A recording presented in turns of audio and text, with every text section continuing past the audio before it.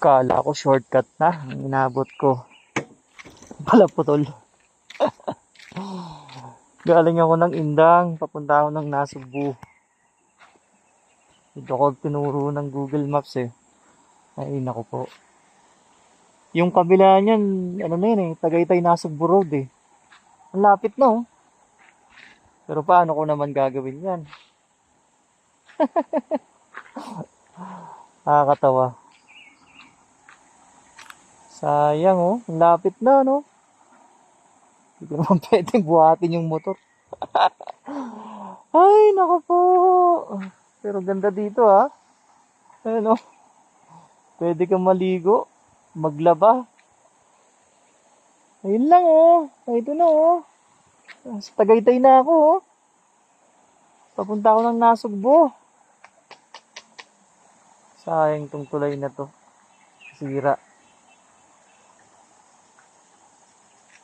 Ay, nako. Babalik ako. Tatanong na lang ako doon. Papunta ako ng Batangas ulit. Pero ganito nangyari. Sayang yung kalsada. Ang galing mo talaga. Google Maps. Daanan yun, di ba to? Okay na sana, no? Lapit lang, no? Pero, tatawa ka na lang talaga. Sayang, oh. Hindi na inayos. Sana may pondo to para ayusin kasi ang laking ano nito, oh. Ginhawa sa mga nagta-travel kasi shortcut to from Indang. Tapos pupunta ka ng Nasugbu. Dito ka dadaan, back road. Hindi ka na dadaan ng napaka-traffic na Tagaytay.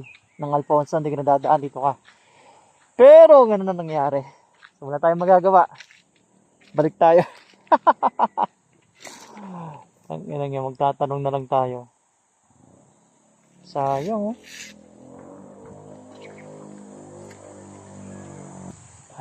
Balik tayo, balik.